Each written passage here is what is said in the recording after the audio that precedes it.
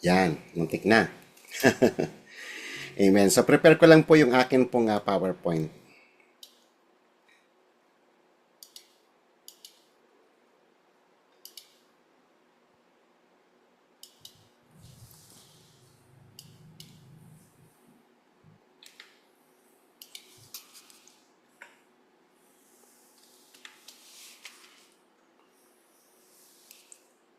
Okay. So purihin po ang Panginoon.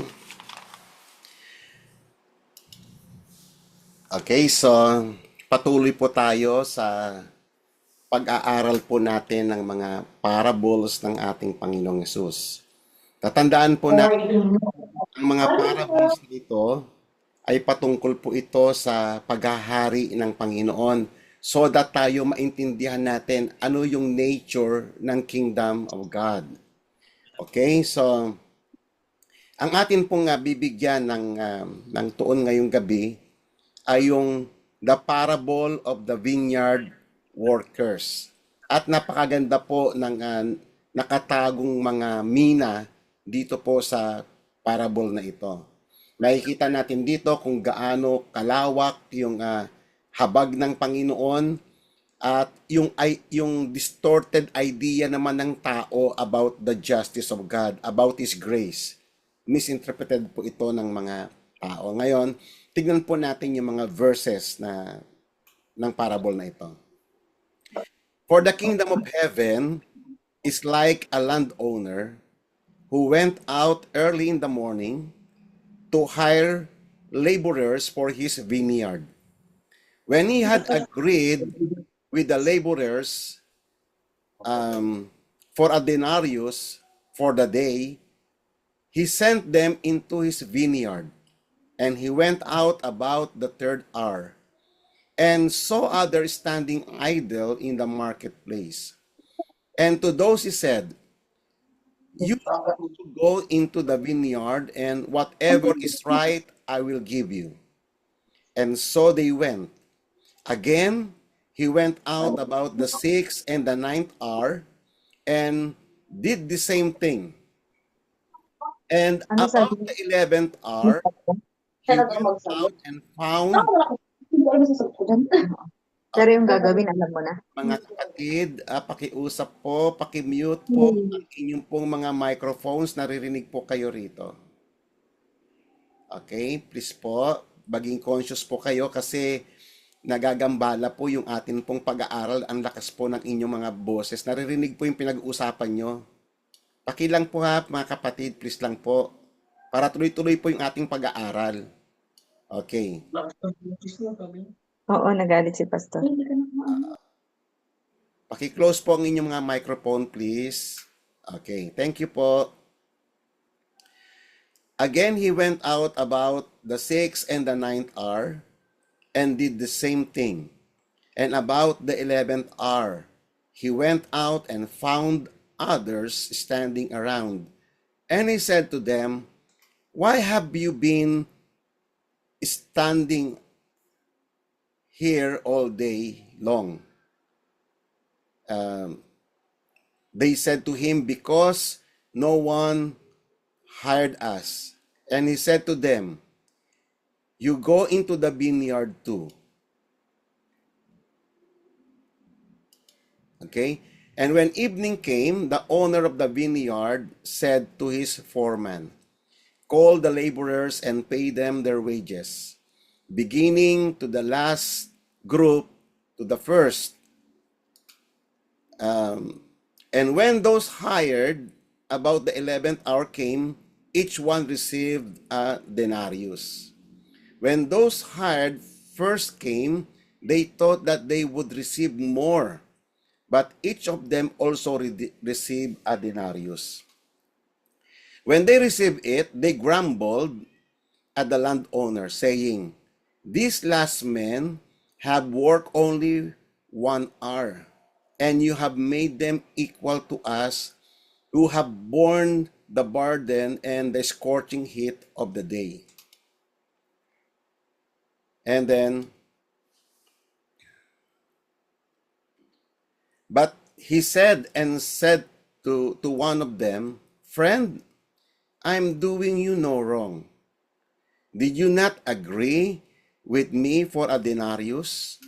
Take what is yours and go. But I wish to give to this last man the same as to you. Is it not lawful for me to do what I wish with what is my own? Or is your eye envious because I am generous? So the last will be first, and the first will be last. So ngayon mga kapatid, ito pong parable na to ay dinil niya yung kung ano yung grace ng Panginoon. And what is justice? Ito po yung pinaka-core ng parable na to na nais ng Panginoon na matutunan natin ngayong gabi. Ngayon, i-summarize po natin yung discussion. Sa may parable ay yung first hour na kanina, yung nag-start na mag-hire yung landowner ay 6 a.m. po yon. And then yung sumunod niya na pinuntahan about third hour sa kanila ay 9 a.m. po yun sa atin. And then yung 6 hour po ay 12 p.m. At yung 9 hour po ay 3 p.m. And yung 11th hour is 5 p.m. At yung payroll time ay 6 p.m. So ibig sabihin ang kanilang pagtatrabaho ay from 6 to 6. So yun po, from 6 a.m. to 6 p.m. Yun po yung denarius per day. A whole day wage. Yun po yung agreement. Okay, so ngayon, pagdating po ng payroll time, ay pagdating ng payroll time ng mga 6 p.m., so nag-start na tawagin yung katiwala niya, tinawag niya na yung mga workers. And then ang unang-unang binigyan ng sahod ay yung pinakahuli, yung pumasok ng 5 p.m. or 11th hour sa kanila. So, ibig sabihin, isang oras lang siya nagtrabaho. So, itong unang pumasok ng 6 a.m., syempre, the whole day yung kanyang trabaho, versus yung isa na 5 p.m. lang, at yung iba naman, 3 p.m. lang, halos 3 oras lang trabaho yung isa. Yung isa, 1 oras lang. Yung isa, halos 6 hours lang, ano? So, ang feeling niya parang agrabyado siya. So, nagkaroon siya muna ng kanyang false assumption na sa isip-isip niya, kung yung huli na pumasok lang ng 1 oras ay binayaran ng denarius, bagamat yung kanilang agreed wage for the day is denarius. So, 1 araw na sahod. Pagpalagay po natin na 500, no? Pagpalagay lang po natin sa panahon natin ay 500 pesos.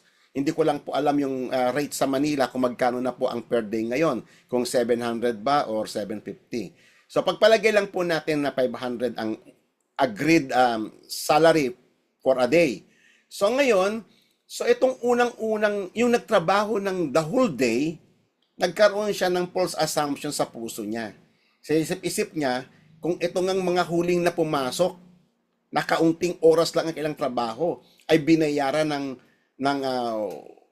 whole day salary. Ako pa kaya na pumasok ng the whole day? So, ibig sabihin, ine-expect niya na malaki ang kanyang sasahurin more than doon sa agreed upon na denarius per day. So, kung titignan nyo naman yung reaction nung nakatanggap, no, yung pumasok lamang ng 1 oras lang, at yung pumasok lamang ng 3 hours lang, at yung pumasok ng 6 hours lang, nagtrabaho lang sila ng maikling panahon, syempre, tumanggap sila ng 1 araw na sahod, syempre sila tuwang-tuwa sila. Di ba? They were completely overjoyed kasi hindi naman talaga yun ang inaasahan nilang sahod eh. Pinasahod sila ng buo. Syempre, tuwang-tuwa naman sila. In contrast doon sa yung pumasok ng the whole day, yung hinire nung 6 a.m.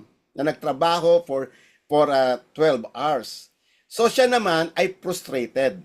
So ibig sabihin, dito sa may sahuran na ito, ay merong masaya, merong malungkot. Merong naglulundag sa tuwa, merong namang nakasimangot. Di ba? So yun po yung pinapakita ng kwento. So yung mga nagtrabaho ng full day na 12 hours, they began to complain. They began to grumble doon po sa may landlord. At inaccuse nila yung kailang landlord na unfair. That's unfair. Sa kanila, yung ginawa na yon ay injustice. Kaya nga ang sagot ng may-ari, sabi niya, "Friend, I'm doing you no wrong. Di ba nag-agree kayo sa akin na ang bayad ko sa inyo ay 1 denarius? O di ba? Ito yung agreed pa natin. Ito yung salary na agreed natin. Bakit?" Sabi niyang ganon, wala ba akong kalayaan na gawin ko kung ano yung nararapat para sa aking, ayon sa aking generosity? Hindi ba ako malaya na gawin ko naman kung ano yung masaya sa puso ko na ibigay ko sa mga iba? Or naiinggit ka, your eye is evil because I am good. So yun po yung yun po yung summary ng parable na to. Ngayon, it is a very serious accusation against God. Yun po ay parable about what is really happening sa mga tao. They always accuse God. Unang-una, ang tanong nga dito sa may parable na to, is there anything evil about the grace of God? Pag ang Diyos ba naging mahabagin, meron ba siyang ginawa na offense? Yun ba ay injustice? Kasi iyon yung takbo ng kwento eh.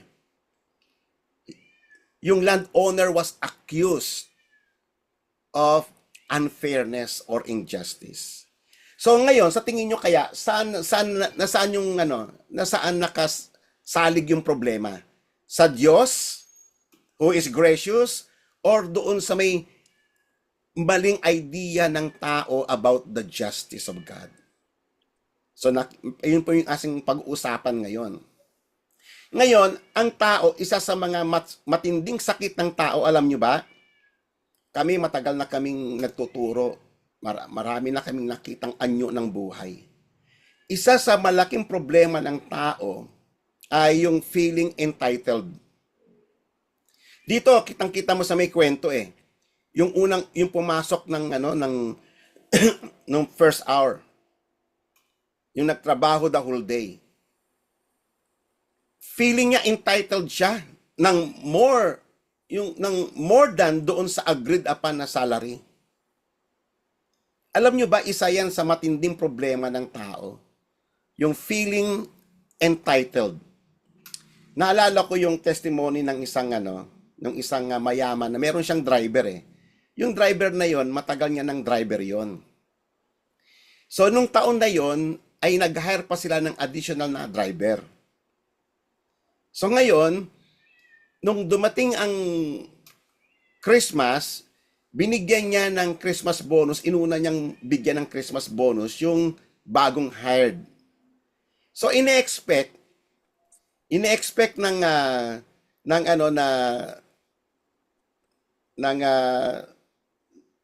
nung datihang driver na mas malaki yung bonus niya.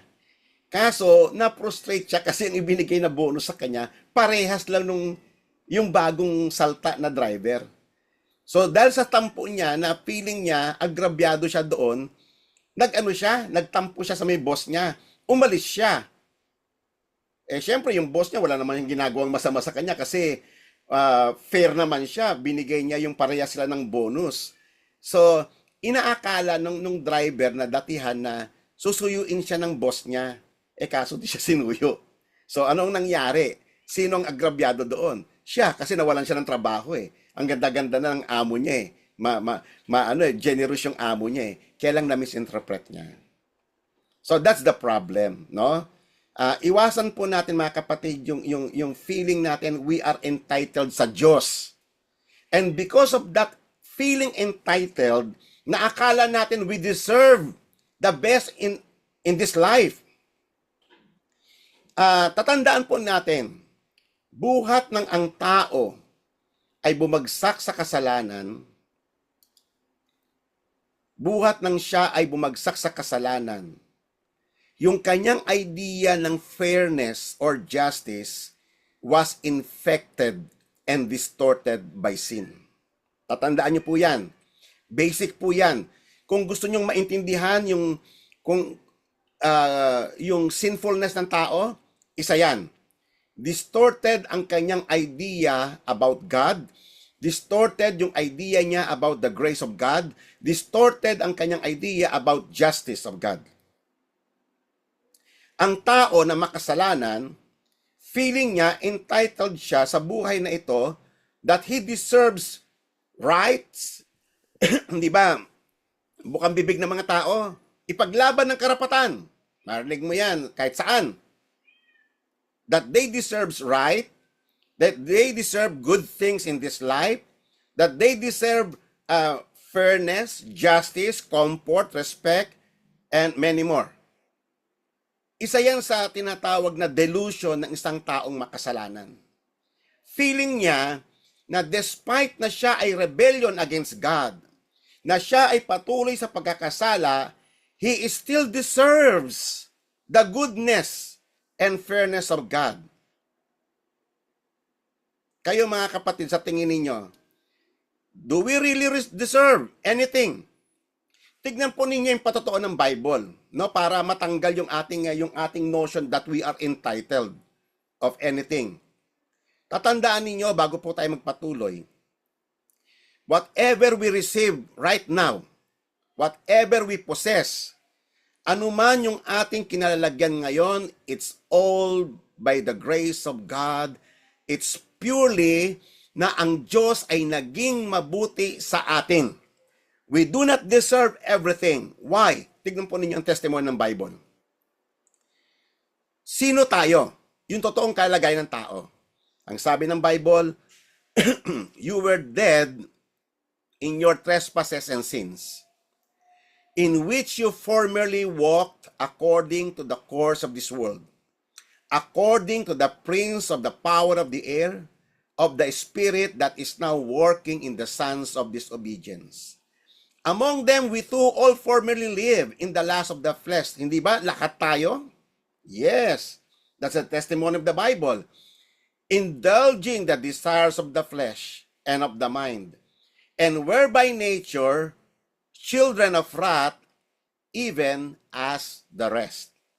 Kaya nga ang testimony ng Bible, there is none righteous, not even one. Ngayon, bago tayo magpatuloy, sa tingin nyo, ang tawag ng Bible sa atin ay sons of disobedience and by nature children of wrath. Sa tingin nyo, ano ang totoong deserving natin sa buhay na ito? Meron pa ba tayong claim sa buhay na ito? Despite na ginawa na natin, no? Excuse me po.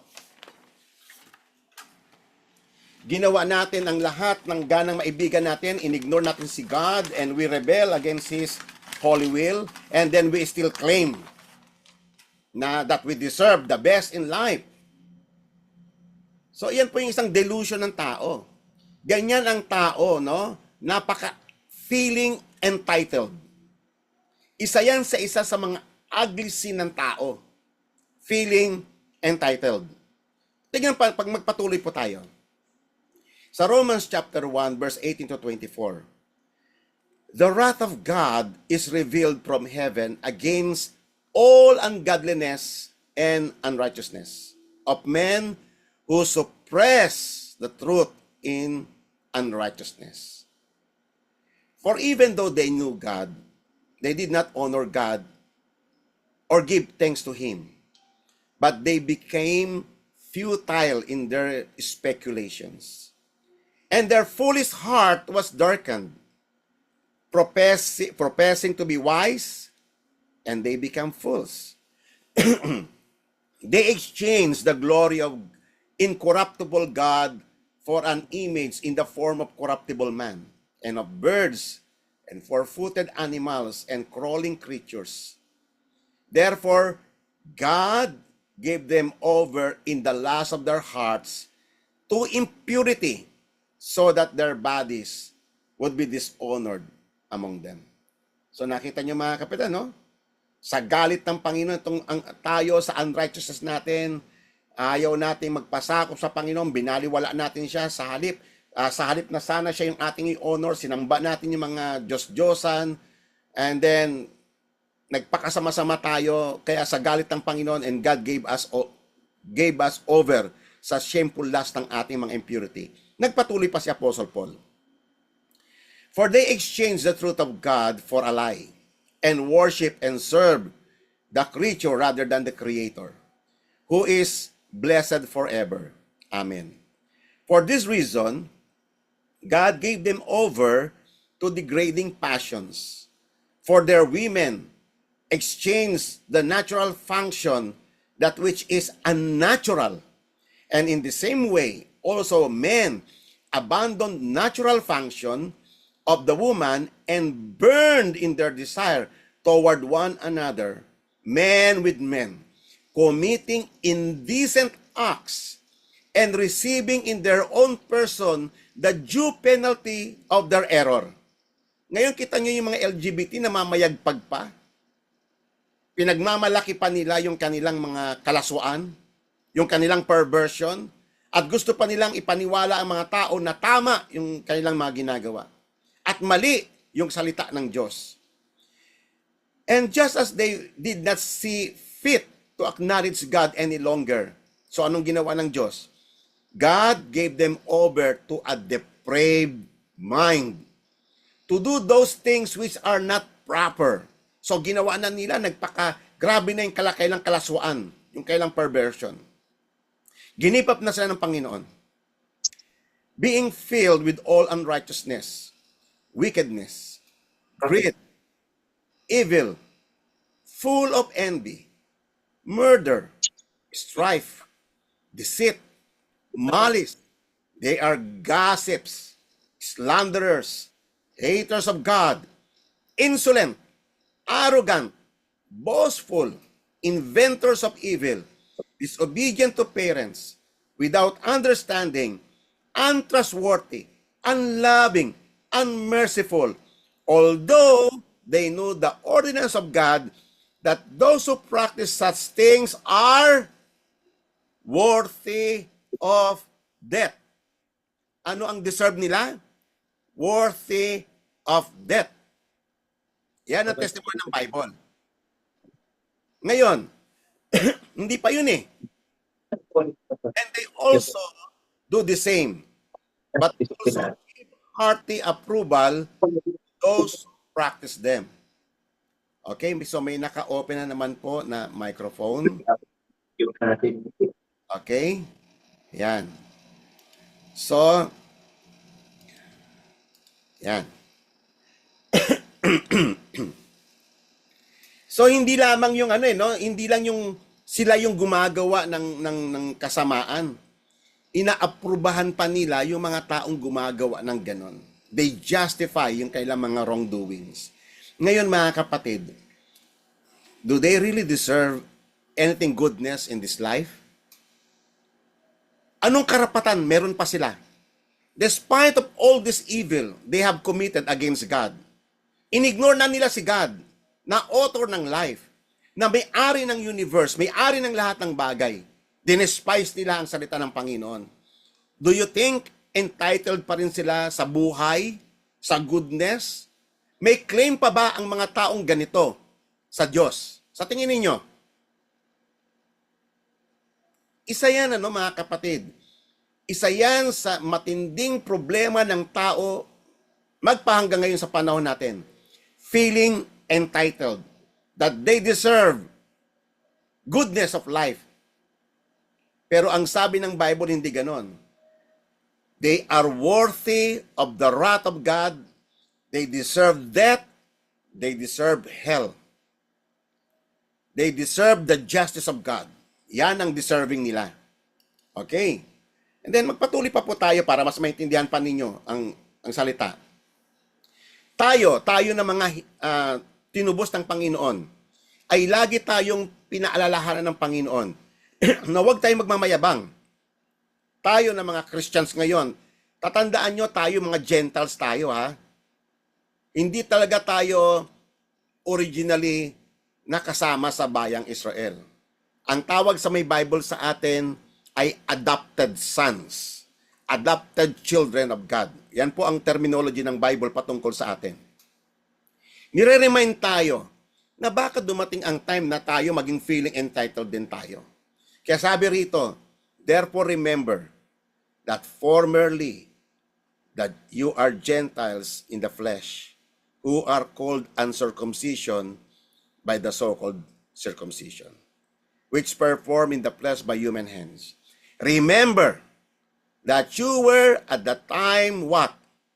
Separate from Christ. Huwag niyo pong kakalimutan yan. Kahit na kayo ay magtagal kahit marami kayong ginawa sa Panginoon, wala tayong ipagmamalaki sa Panginoon. Kasi lahat ng ating tinatamasa ngayon is purely grace of God. Habag lang ng Panginoon. Pinaramdam ng Diyos kung gaano siya kabuti sa atin. Kaya nga ang sabi nga ni Apostle Peter sa kanyang mga writings, you have tasted that the Lord is good. Amen? Kasi dati, separate tayo kay Christ. Excluded from the commonwealth of Israel. Ibig sabihin, hindi ka part ng covenant ng Diyos, wala kang aasahan sa Panginoon. You are strangers to the covenant of promise, having no hope without God in the world. Testimony po yan ng Bible. Kaya beware, mga kapatid, kayong mga born again na ngayon, huwag kayong magiging mataas ang tingin ninyo sa sarili ninyo. Lagi nyong taglayin sa inyong puso, lagi nyong itanim sa inyong puso, sa inyong isipan, na tayo, anuman yung tinatanggap natin ngayon, anuman tayo ngayon, anuman yung nagawa mo para sa kaharian ng Panginoon ngayon, huwag mo yang ipagmamalaki. Ang ipagyabang mo ay si God ay naging faithful siya sa atin, naging mahabagin siya sa atin. Matinding problema yan, yung feeling entitledness. Kasi pag feeling mo entitled ka, yumayabang ang tao. Tumataas ang kanyang tingin sa kanyang sarili na hindi naman ganon sa mata ng Diyos. Okay? Huwag kayong mag-a-act because of your ignorance na para bang you have all the privilege in this world. We do not deserve anything because what we truly deserve is the wrath of God. Pero ang Diyos, no, kinahabagan tayo. In-spare tayo ng Panginoon. Si Christ, tatandaan ninyo, hindi ka tinanggap ng Panginoon ng ganun-ganun lang. Mayroong namatay para sa atin upang mai-reconcile tayo sa Diyos. And that is Christ. Ang mahal ng ibinayad ng Panginoong Yesus sa atin para tayo ay ma-reconcile pabalik sa Diyos. Tatandaan ninyo, 2 beses tayong pagmamay-ari ng Diyos. Huwag niyong kakalimutan yan. Una, nilikha tayo ng Diyos. Property tayo ng Panginoon. Pero lahat ng mga ibinigay ng Diyos na privileges ay winaldas natin. Mas maintindihan niyo ito, mga kapatid, sa sunod na linggo. Winaldas natin lahat ng mga claims natin, lahat ng inheritance natin sa kasalanan. Okay? So ngayon, tinubos tayo ng Panginoon for the second time para maibalik ka sa Panginoon. Kaya nga, twice tayong pagmamay-ari ng Diyos. Huwag niyo kakalimutan yan. We do not deserve anything kasi dawaldas na natin ang lahat. Okay.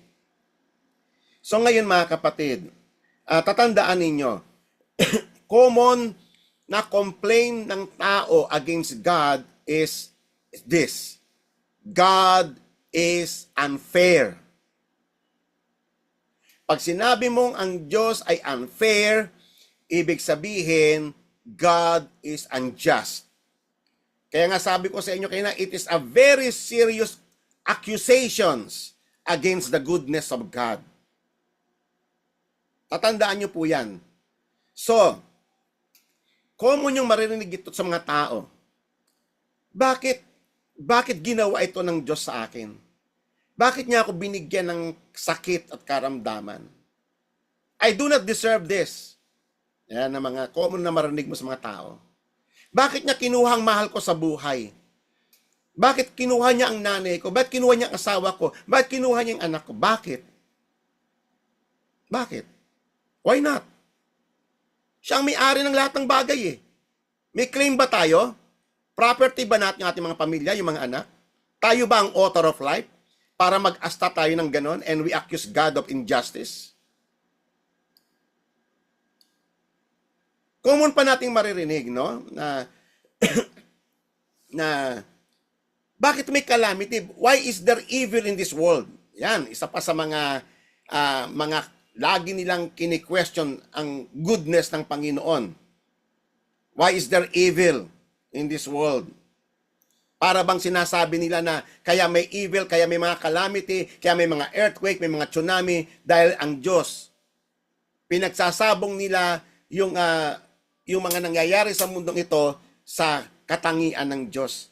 Kini-question nila yung goodness ng Diyos.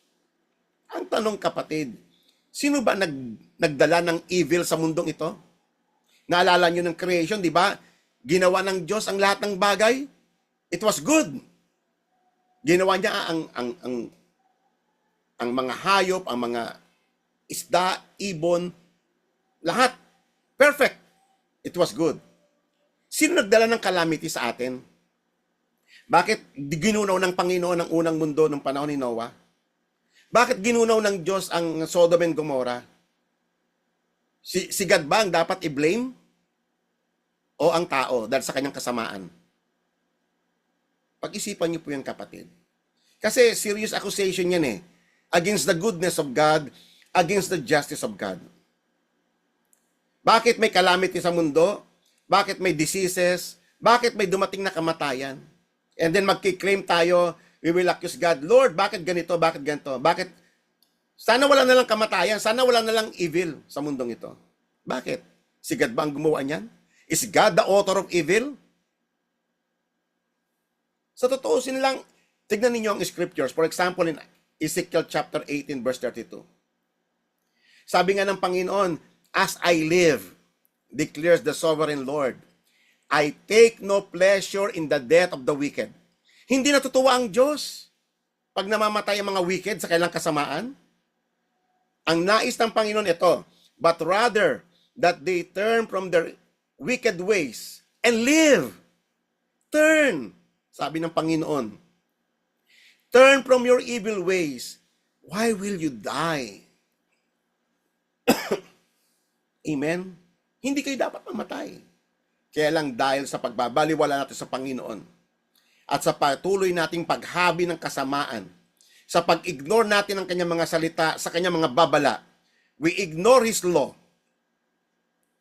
And then pag dumating yung calamity sa atin, nararapat lang ba na si God ang sisihin natin? Nasaan na yung ating responsibility? Pero meron pang mas serious na accusation sila kay God para pabulaanan nila that God is good. Ito pa yung pinaka-most serious so far na narinig ko na kailang accusations against God. Sabi nila, kung ang Diyos ay Diyos ng pag-ibig, bakit niya hinahayaan ng mga tao na mabulid sa impyerno?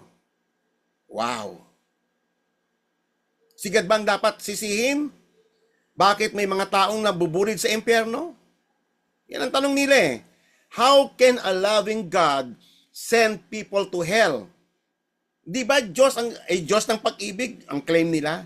Pero hindi naman talaga sila naniniwala doon eh. Actually, hindi naman talaga sila naniniwalang merong Diyos. Itong question nila na ito ay question nila ito para pabulaanan nila that there is God. Sabi nila, if there is hell, God is not loving. Kasi biro mo, yung idea nga naman ng eternal torment, napaka-brutal nun sa kailang pag-iisip. And if He is not loving, then He is not really good. So, under question yung goodness ng Panginoon. Under question yung kailang loving kindness, no? So, ganyan, no? Maging maingat kayo. the way they formulate yung kanilang mga philosophy. Ang root ng kanilang mga philosophy is, there is no God. Kaya mag-ingat po kayo. Ang implication ng ganitong question ay para bang ganito eh. They are putting God on human trial. Setting themselves as the judge and accusing God of unloving act.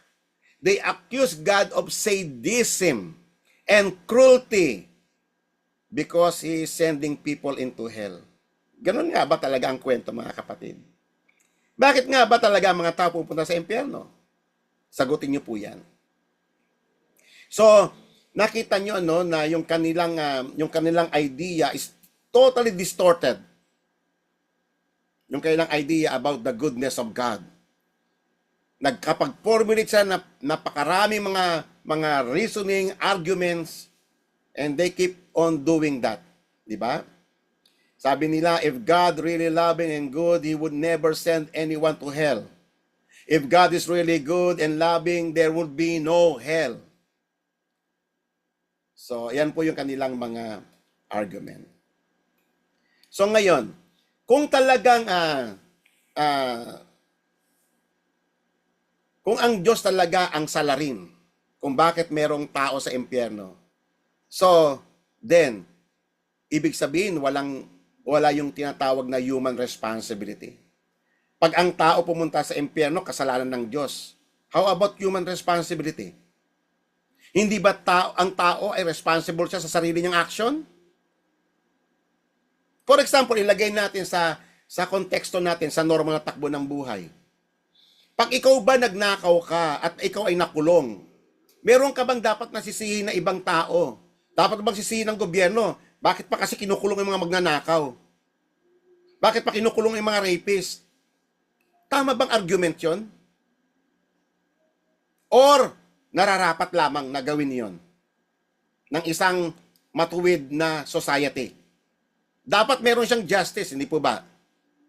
Kasi pagpalagay ninyo, kunyari kayo, may kamag-anak kayo na may kamag-anak kayong babae na ni-rape, inabuse, pinatay ng mga gang, and then, syempre, ano ang magiging sigaw mo? Justice! Di ba? Ngayon, kung ang judge ay babaliwalain niya yung case, sa halip na sana hatulan niya ang mga salarin ng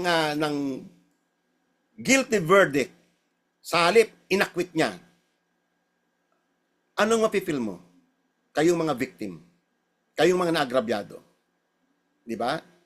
So therefore, kung ang Diyos ay nag-act sa kanyang justice, in-execute niya yung what is right and what is good, yun ba ay injustice on His part? At dapat bang akusahan si God ng injustice na ginawa niya lang in what is right and what is just?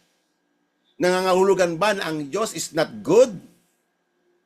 Pag-isipan niyo po yan, mga kapatid. Kasi ang testimony ng Bible, God is good. Ang goodness ni God ay mismong karakter niya, being niya yon, yung pagiging goodness. Hindi yung alam niya lang yung goodness. No. His very being. That is one of His attributes. He is good. God alone is good.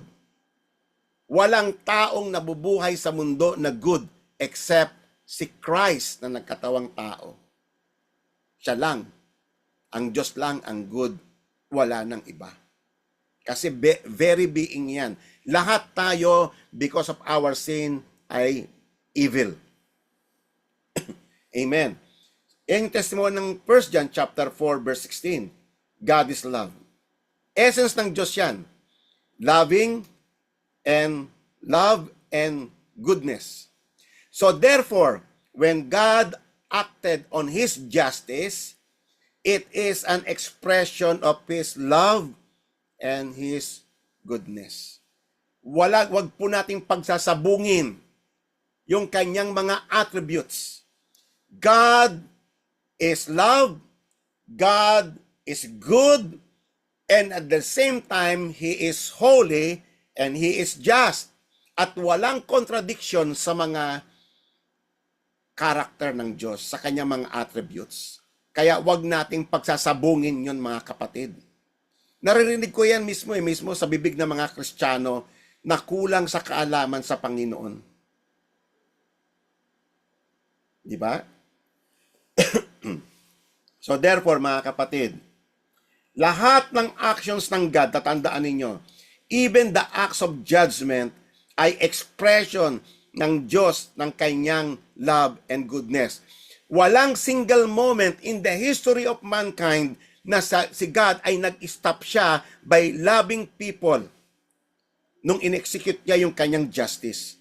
There's no walang ganyang pangyayari. He keep on expressing His love, even at the same time, He is expressing His justice. Tatandaan niyo po yan. Kaya sensitibong topic po ito. Amen? Tatandaan niyo po yan. Lahat ng ito ay attributes ng Diyos. It is balance in His being. His love, His goodness, His holiness, His righteousness, His justice, lahat ng iyan ay expression ng karakter ng ating Diyos. Wala kang po pwedeng tanggalin dyan sa Kanya. Amen. Kaya gaya nga ng sabi ng Biblia, sabi nga ng Exodus 34 verse 6 to 7, ang Diyos ay, He is mahabang kanyang pasensya, ang kanyang mercy from generation to generation, but He will not leave the guilty unpunished. He will judge the guilty. Tatandaan niyo po yan. Kasi isa sa katangian ng Diyos ay justice. He is a just God. And He executes His justice. Kaya kung babasahin niyo ang Bible, yan ang Diyos ng Biblia. So therefore, wag nating pagsasabung-sabungin yung kanyang mga katangian. Okay. Sabi nga rito, no, the problem with hell is not the badness of God, but that because God is good, God is holy and just and righteous, kaya merong impyerno. Kasi ano ba ang hell? Ang hell is a place of justice of God. Parang dito sa atin, ang hell ay yung parang kulungan. Yung ultimate ay yung muntinlupa.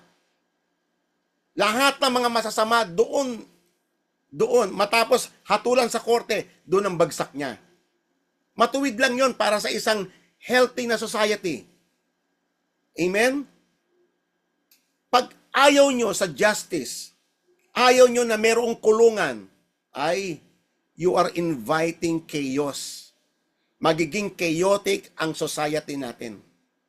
Ganon din, hindi po pwedeng si God ay mag-act siya na babaliwalain niya yung kanyang attribute as just God. Hindi po pwede. Kaya merong impyerno, importante yan sapagkat lahat ng hahatulan ng Diyos diyan babagsak. Lahat ng taong ayaw sa kanyang paghahari, lahat ng mga tao na ayaw pasakop sa kanyang, ayaw gumalang sa kanyang mga, o kumilala sa kanyang mga paghahari, doon ang kahinatnan. Sabi nga rito sa Romans 2, verse 4 to 8, or do you think lightly of the riches of the kindness and tolerance and patience of God? Huwag niyo mamaliitin yung kapatid. Yes, ang Diyos, napakayaman niya sa kindness. Yung kanyang tolerance ay napakahaba, yung kanyang long suffering. Yung pasensya ng Diyos sa atin, napakahaba. Not knowing that the goodness of God leads you to repentance. Alam nyo ba kung hindi ang Diyos naging pasensyoso sa atin? Sana noon pa patay na tayo. Kung bakit nag-exist pa ang mundo dahil ang haba ng pasensya ng Diyos. But because of your stubbornness and unrepentant heart, you are storing up wrath for yourself. Ikaw, ikaw yun kapatid. Ikaw yung nag-iipon ng wrath of God. Dahil sa patuloy mong pagkakasala, sa iyong stubbornness, sa iyong unrepentant heart, ang Diyos na nawagan magsisi kayo sa inyong kasalanan. Turn from your evil ways. Ayaw ko kayo pumunta sa impyerno, sabi ng Panginoon. But because of your stubbornness and unrepentant heart, you are storing up wrath for yourself in the day of wrath and revelation of the righteous judgment of God, who will render each man according to his deeds. Amen? Pag-uusapan natin minsan yan, yung very important, madalas yung ma-encounter yan sa may Bible. He will render each man according to his deeds. That is a very important segment ng Word of God. Pag-usapan natin yan separately. Okay. So ngayon, tatandaan ninyo, huwag tayong gagawa ng Diyos base sa iyong idea ng justice. Amen? Kasi yan ang problema ng mga tao Gumagawa siya ng ibang idea ng Diyos. Yung Diyos na gusto nila, yung Diyos na namamanipulate nila. That's idolatry. Gagawa ka ng sarili mong version ng Diyos. Kung ikaw ay nananalig ka sa Diyos, isalig mo ang pananampalataya mo sa Diyos ng Biblia na nagpakilala ng kanyang sarili. That He is good, that He is loving, that He is just, and holy and righteous. That's the God of the Bible. At walang conflict dyan. Walang contradiction sa kanyang mga characters. Okay? Sabi nga ng Psalms 33 verse 5, He loves righteousness and justice. The earth is full of the goodness of the Lord. The goodness of God is not to tolerate evil, but to lead people to repentance so that they will escape the righteous judgment of God. Okay? So, mahalaga po yan. Okay, so, sabi nga ng kanina, nang binasa natin, the wrath of God is being revealed against all people in their ungodliness and wickedness. And because of that wickedness, sinusuppress pa nila yung katotohanan ng Panginoon. Kaya ang sabi ng Bible, they have no excuse. Okay. Alam nyo ang Panginoon Ito, favorite verse natin itong lahat yung John 3:16 Pero basahin natin yung buong context ng John 3:16. Huwag lang yung isolated verse ng verse 16. Pero saglit lang po kapatid, patayin ko lang po yung akin pong saglit, yung electric fan.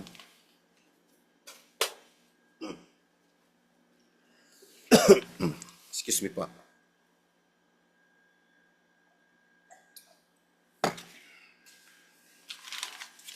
Okay. Kasi madalas pag kinokot natin yung John 3:16, bitin Verse 16 lang. Actually, mahaba yan hanggang verse 21. Basahin ninyo. Okay. Sabi ng Panginoon, For God so loved the world that He gave His only begotten Son, that whoever believes in Him will not perish but have eternal life. What does it mean? Alam nyo ba pag hindi pumunta ang Panginoong Hesus, anong mangyayari sa mundo? Wala na, tapos na ang mundo. Amen? Tatandaan nyo po yan.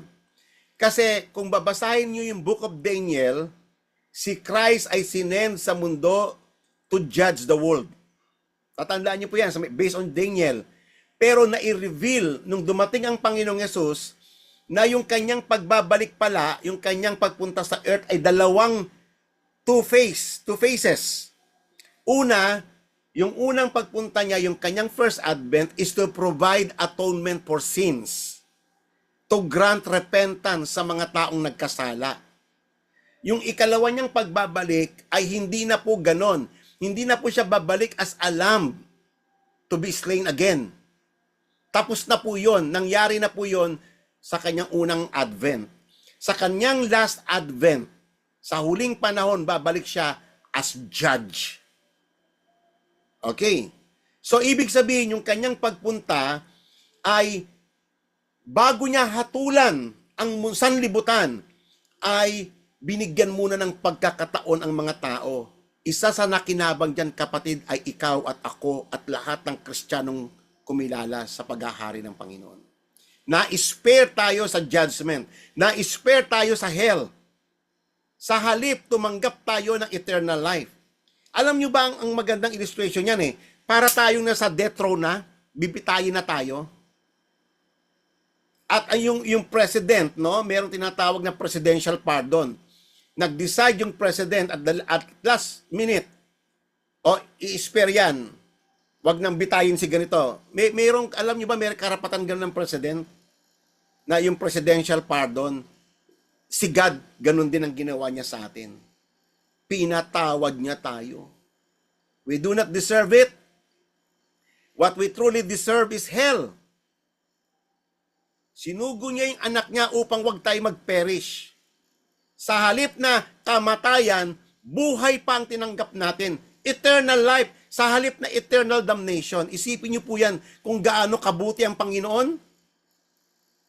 Gusto niyo ba what is just? Gusto niyo ba si God maging just sa inyo? O sa atin lahat? Nako, wala na sana tayo kung ang Diyos ay nag-execute ng justice sa atin. Patay na sana tayong lahat, nasa impyerno na sana tayong lahat. Kasi yun yung deserving natin eh. Yun yung worth natin.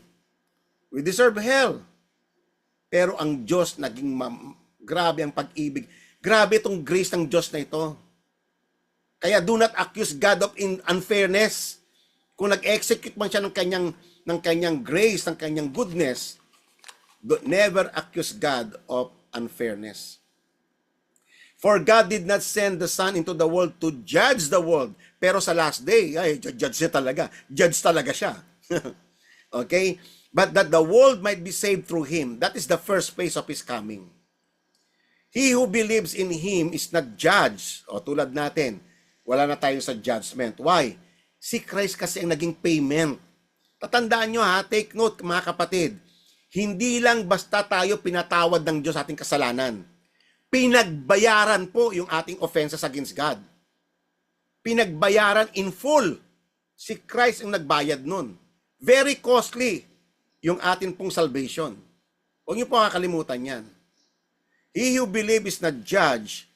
He who does not believe has been judged already. So nakita niyo yung mga tao na patuloy magpahanggang ngayon, binabaliwala nilang ebanghelyo, patuloy pa rin sa kanilang kalikuan. Ano mangyayari sa kanila? Yan na yun. He who does not believe has been judged already. Mananatili na sila sa death row. Kaya yung mga mahal nyo sa buhay, mga kapatid, i-share ninyo ang gospel sa kanila. Warningan nyo sila. Kasi doon sila papunta lahat, impyerno. Ngayon pa naman mga kapatid, meron tayong maling notion eh.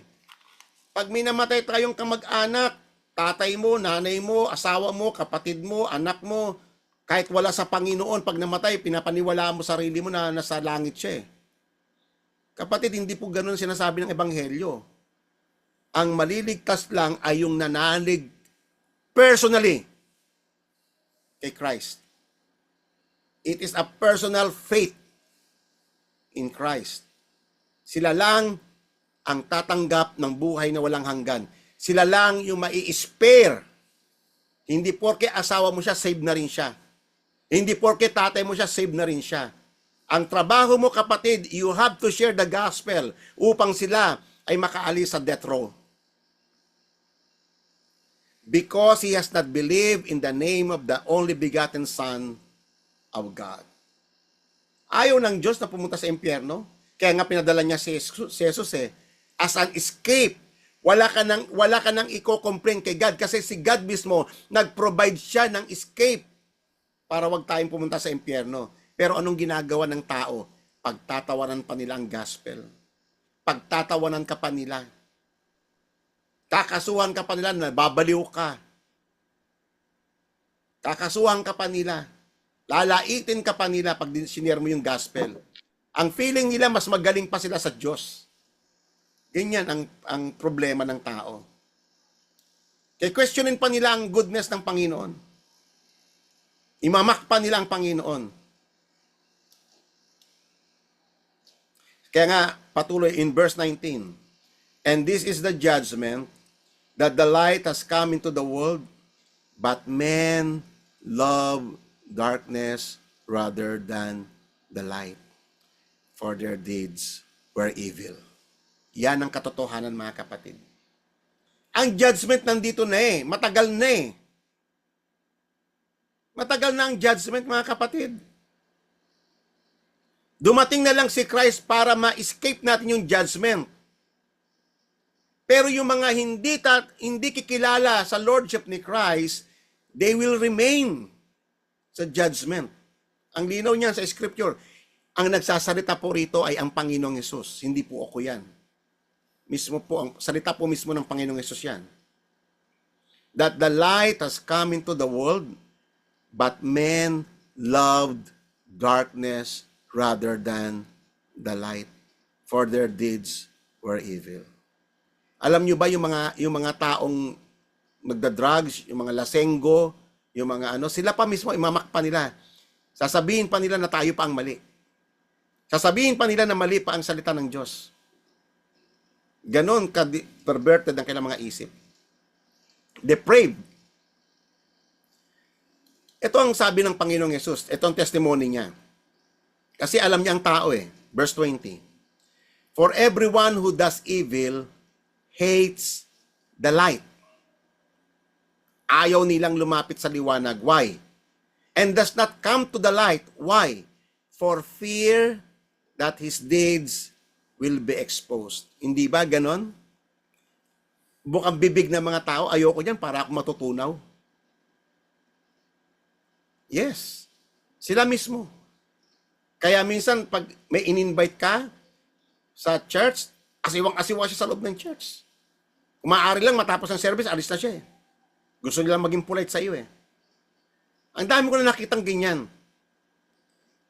Hindi siya makatayo sa presensya ng Diyos. Dahil alam niya, yung gathering natin ay gathering ng mga taong nasa Panginoon. Na-expose eh. Pag napapakinggan nila ang salita ng Panginoon, nahahayag yung evil sa puso nila. And they are not willing to give up that evil. They are not willing. Kaya hindi na sila babalik. But he who practices the truth comes to the light. So makikita mo, no, may mga tao na in-invite mo sa Panginoon, na share mo ng gospel, gustong-gusto nila. Gustong-gusto nila papakinggan mo. Di ba? Kasi yun ay patunay ng sinasabi ng Panginoon in verse 21. But he who practices the truth comes to the light, so that his deeds may be manifested as having wrought in God. Kitang-kita na nagtatrabaho sa buhay niya ang Holy Spirit. Ini-illumine ng kanyang mind upang maintindihan niya yung Ebanghelyo. Amen. Kaya nga kung meron may desire, no? Ano pang ikakaso nila sa Diyos? Bakit merong hell? Nag-provide nga si God ng escape eh. Ayaw nga ng Diyos na pumunta ang tao sa impyerno eh. Pero ang tao ang nagpupumilit. Kinamumuhian nila ang Diyos. Kaya talaga, they deserve hell. Ang tanong, hindi yung bakit ang Diyos ba ay kung ang Diyos ay mabuti, bakit may impyerno? That's a wrong argument eh. Ito ang tamang argument. How can a holy God, a just God, allow anyone into heaven? Tanungin niyo po yung mga sarili niyo. Bakit ka niligtas ng Diyos ngayon? Bakit ka ngayon kabilang sa kanyang bayan? Do you deserve that? Ako, pastor ako ngayon. Sa tingin niyo ba, I deserve this? By my own merit? No. Si God, ano man yung meron tayo ngayon, iyan ay goodness, mercy, compassion ng Panginoon sa atin. Walang isa man sa atin yung deserving niya ang heaven. Wala. Kaya ito ang tamang argument eh. How can a holy God na nagde-demand ng justice against sin allow anyone into heaven? Bakit? Ano ba ang heaven?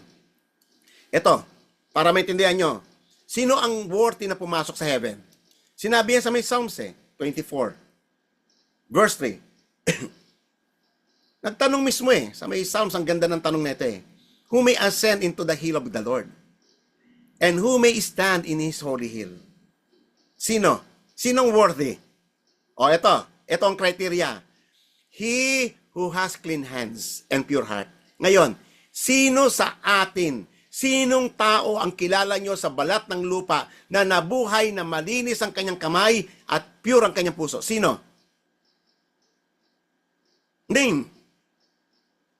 Kaso ang sabi ng Bible not even one. There is none good, not even one. Testimony ng Bible. That all have fallen short of the glory of God. Yan ang criteria ng pupunta sa langit. He who has clean hands and pure heart, who has not lifted his soul to falsehood. Sino sa atin ang di nagsinungaling? Sino? Yung malakas na loob na magsabi, hindi ako nagsinungaling sa tanang buhay ko. Come on. Yan isang malinaw na pagsinungaling na yan. Kasi taliwas siya sa testimony ng Bible. Sabi nga ng Bible if you confess your sins, He is faithful and just to forgive your sins. But if you say to yourself that you have not sinned, you make God a liar. Ginagawa mong sinungaling ang Diyos na siya nagpapatotoo na walang taong matuwid kahit isa. Walang nakaabot, lahat nagkasala. And then sasabihin mo, ikaw lang yung di nagkasala. Ikaw lang yung good. Amen po ba? Sino sa atin? Yung hindi nanumpa ng hindi niya ng truthfully talaga. Walang falsehood sa kanyang mouth. Sino sa atin? Sabi rito in verse 5, kung merong ganyan, sila lang yung mag-receive ng blessing from the Lord and righteousness from the kingdom of His salvation. That is the generation of those who seek Him, who seek the face, even Jacob. Sino? Wala. Not even one, sabi ng Bible. Kaya nga si Christ, Diyan papasok ngayon yung ginawa ni Christ para sa atin. Si Christ ang namatay para pagbayaran niya lahat ng offenses natin kay God. Pangalawa na dapat yung tandaan sa Ebanghelyo, si Christ lang ang the only perfect man na nabuhay sa balat ng lupa, perfectly keeping the commandments of God. Siya lang yung only righteous man. Kasi si Christ, He is a fully man and He is fully God. Huwag niyo pong kakalimutan yan.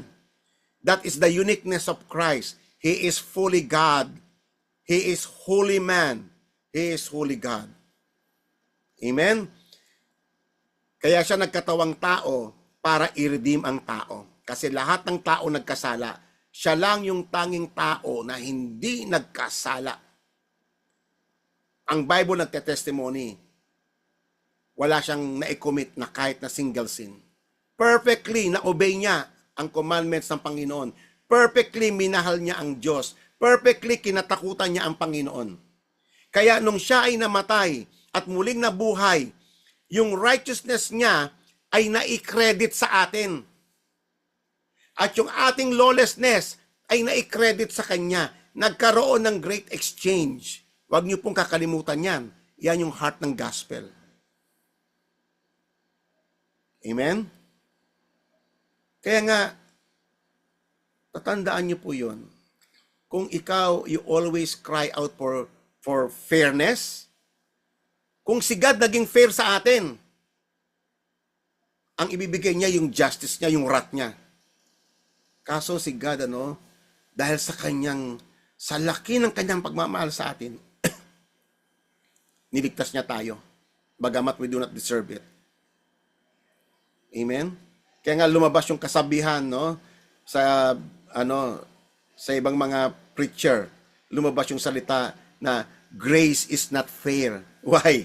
Kasi tama yun Grace is not fair in a sense na kasi kung talaga magiging fair si God sa'yo, justice, wrath, hell ang igagawad niya sa atin. Pero hindi Yung grace ng Panginoon kinover niya yung offenses natin, kinover niya yung lawlessness natin.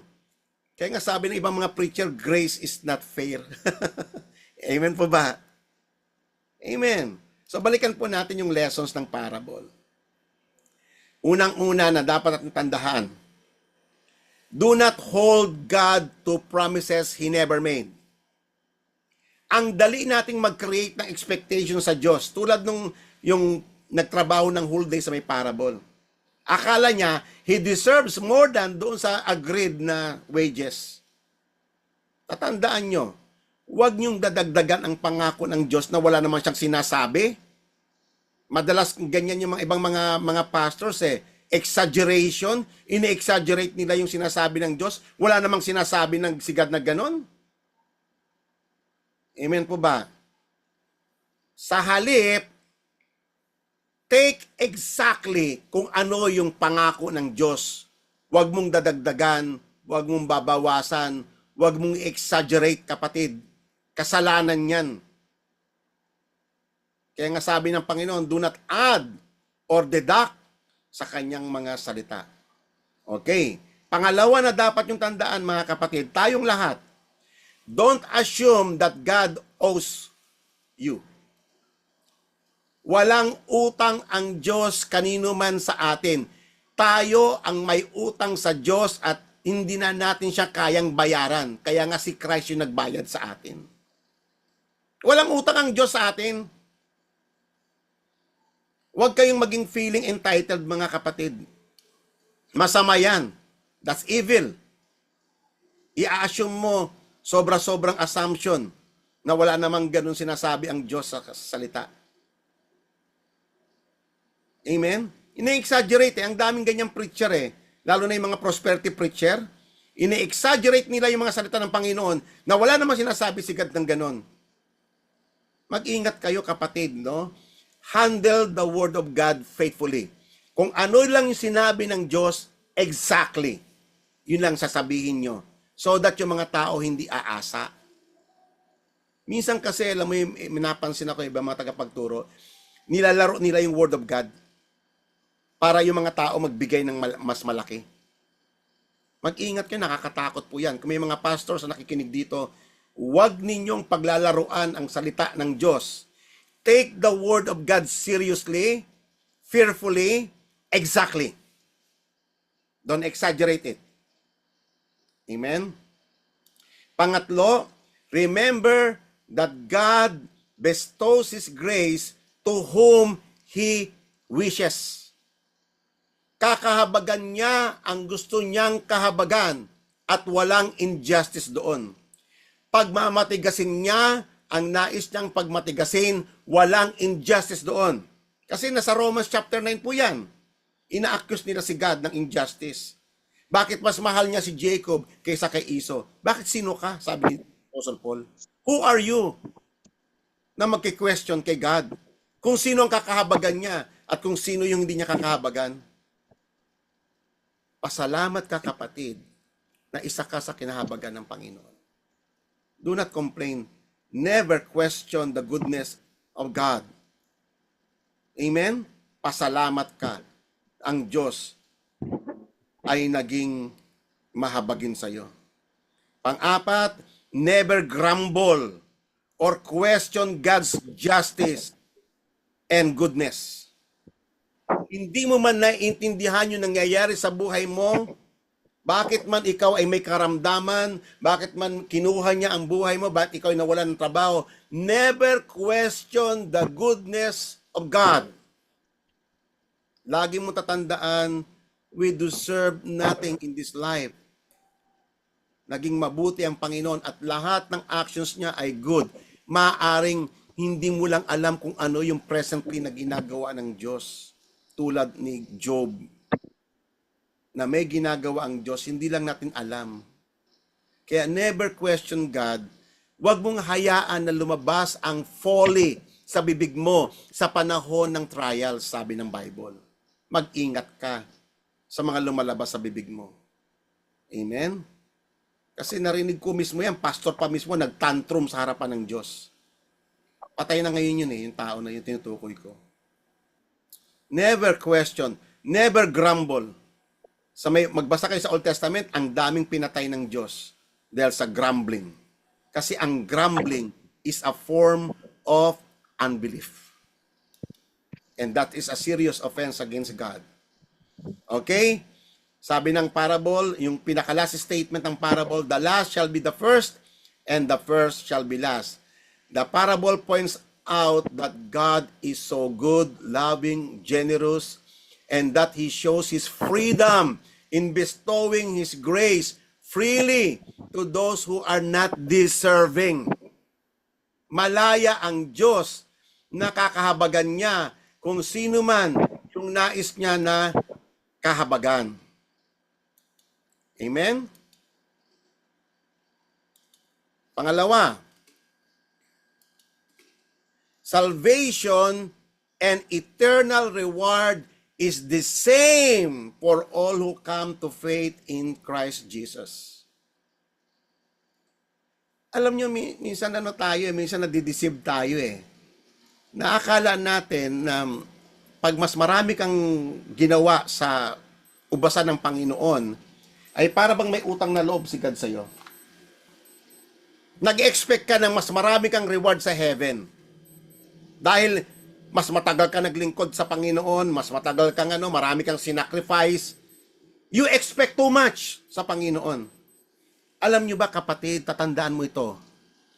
Si Christ is your ultimate reward. He is more than anything you could imagine in eternity. He is your treasure in this present life and in the age to come. Don't expect too much. He is your eternal reward. Uulitin ko po yan, kapatid. Ha? He is your eternal reward. Nagkakaroon kasi tayo ng mga maling connotation eh. Nagkakaroon tayo ng mga maling perception sa sarili natin. Ay, ako matagal ako naglingkod sa Panginoon. Eh, dapat si God ganito ha. No, kapatid. You deserve nothing. We are just serving Him. We are just doing our part. As lahat ng paglilingkod natin is an act of gratitude. Dahil sa kanyang goodness. Dahil sa kanyang mercy na iginawad niya sa atin. Supposedly dapat na sa impyerno tayo eh. Ang laki ng habag ng Diyos. No matter when you come to faith in Christ, early in life or late in life, whether He is old or young, whether He works hard in His kingdom or not, o kung wala na siyang opportunity to work like yung criminal on the cross, pare-parehas lang ang regalo ng Diyos. Salvation is offered for all. The same yung wages na ibinigay ng Panginoon sa pumasok ng maaga at yung nagtrabaho ng 1 hour lang. The same yung eternal reward. Hindi porke pastor ako, hindi porke ay mas mataas na yung reward ko kaysa sa inyo. Kapatid, nagkakamali po kayo niyan. Hindi ako mas malakas sa Panginoon. Pare-parehas tayong mas malakas sa Panginoon. Kasi naririnig ko yan eh. Tumataas ang mga tingin ng ilang mga pastor sa sarili nila dahil sa napaka-spiritual nila. Mali. Walang ganon. Don't expect too much kung wala namang naipangako ang Diyos ng ganon. Amen. God freely bestows salvation and repentance to both to the good and to the bad. It doesn't matter. Lahat kinakahabagan niya. Amen? Yung magre-respond sa kanyang gospel ay tatanggap ng buhay na walang hanggan. Amen? The reward is the same for all who come to faith in Christ Jesus. And that's the big idea of this parable. Ngayon, dito tayo mag-end sa verse na ito. After ng napaka-lengthy discussions natin, think about this verse, kapatid. The righteous will see it and be glad. But all unrighteousness shuts its mouth. Who is wise? Let him give heed to these things and consider the loving kindnesses of the Lord. Sa day of justice, sa day of judgment, mga kapatid, nabasa nyo naman ang Book of Revelation. Nakita nyo doon yung Great White Throne Judgment. Bubuksan ng lahat ng aklat. Pati ang book of life bubuksan. Ang mga tao hahatulan ayon sa kanyang mga gawa. Pero tayo mga kapatid, alam niyo ba kung anong good news? Hindi na tinignan ng Diyos yung ating masasamang gawa. Kasi yung righteousness ni Christ ang nagsettle ng lahat ng ating offenses against God. Kaya nga, kung ikaw ay wise, consider the loving kindnesses of the Lord. Consider it. Napakalaki ng habag ng Panginoon. Kaya nga sabi nga doon sa Jeremiah yung mga nais magyabang, huwag mo ipagmayabang sarili mo, huwag mo ipagmayabang yung mga spiritual na journey mo, huwag mo ipagmayabang na marami kang fasting, marami kang naibigay sa Panginoon, marami kang nagawa sa Panginoon. Huwag ka magbo-boast sa mga ganyan, sabi ng Bible. Kundi mag-boast ka dahil ang Diyos ay mahabagin. Ang Diyos, grabe ang habag niya. Yan ang ibo-boast mo lagi. Whoever is wise, let him understand these things. Whoever is discerning, let him know them. For the ways of the Lord are right, and the righteous will walk in them. But the transgressors will stumble in them. Walang ginawa ang Diyos na hindi tama. Walang ginawa na ang Diyos na hindi just and fair. Walang ginawa ang Diyos na hindi expression ng kanyang love. Purihin ang Panginoon sa gabing ito. Ngayon, sa pamamagitan ng parable na to, ay nakikilala natin ng mas malaliman pa ang Diyos ng Biblia. The Triune God. Amen? Nawa, mag-sink in sa puso natin, sa tulong ng banal na Espiritu, ang lahat ng katotohanan ito. Tayo po ay yumuko at tayo po ay manalangin. Purihin ka, Ama, sa gabing ito. Sambahin ang banal mong pangalan. Luwalatiin ka sa lawak ng iyong pag-ibig. Lord, hindi kayang sukatin ang greatness ng iyong compassion, ng iyong mercy, na iginawad sa amin. Kung gaano kalalim yung impyerno, O Lord, ganun kalaki ang pag-ibig mo sa amin na iniukol. Sapagkat ang impyerno, O Lord, ang what we truly deserve. And yet, hinango mo kami doon, O Lord, sa kalaliman. Sinagip mo kami, Panginoon. Dinagit mo kami, Panginoong Diyos, at dinamitan mo kami sa aming kahubaran. Nilinis mo kami sa lahat ng aming karumihan. Binigyan mo kami ng dignidad. Ibinalik mo, O Lord, ang lahat sa amin. Ang lahat ng karapatan na maging anak ng Diyos. Sinabi mo sa may 1 John, O Lord, and to those who receive Christ have given the right to become sons of God. Ibinalik mo yung karapatan na yun, O Lord, bagamat we do not deserve it. Binalik mo ang karapatan. Inari mo uli kaming anak, Panginoon, sa likod ng marami naming pagkakasala sa iyo, pagsalangsang. Tinubos mo kami. Binihisan mo kami. At ang isa pang amazing thing, O Lord, na ginawa mo sa iyong laki ng pag-ibig mo, ginawa mo pa kaming tagapagmana ng iyong kaharian. Lord, sino kami? Sino kami para magtumanggap ng mga ganitong mga bagay? Binalik mo ang dignidad namin. Ibinangon mo ang puri namin. Itinaas mo ang doon namin, O Lord God. You are the lifter of our heads. Sino kami, Panginoon? Sa aming kadustaan, sa aming miserable na pamumuhay. We do not deserve anything, O God. Grabe, O Lord, ang grace mo sa amin. Grabe ang iyong loving kindness. Ang iyong compassion is from everlasting to everlasting. Truly, O Lord, the scriptures spoke of your loving kindness. Your loving kindness endures forever. Napakasagana, Panginoon. Nawa, O Lord, ang mga katotohanan ito ay maging meditation ng aming puso hanggang sa pagtanda namin, hanggang sa pagpikit ng aming mga mata, hanggang sa dulo ng aming hininga. lagi naming alalahanin ang iyong goodness, ang iyong kindness, ang iyong compassion, ang iyong holiness, ang iyong righteousness, at ang iyong justice. Salamat sa gabing ito, O Lord, nagpakilala ka sa iyong mga anak through this Zoom Bible study. You have spoken once again in our midst. Blessed be your holy name, Father God, and may your name be exalted on high. Luwalatiin ka ng lahat ng iyong mga redeemed, sapagkat kahanga-hanga kang Diyos. You are an amazing God. You are a marvelous God. Wonderful God. Your name is wonderful. And we stand in awe of you. You are an awesome God, Father.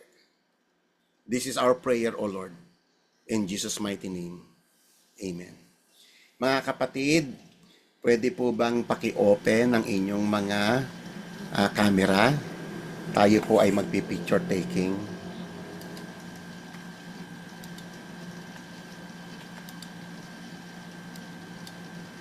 Okay. Okay, saglit lang po Okay, smile po naman po. Paki-open po yung mga ibang kapatid natin na ano dyan.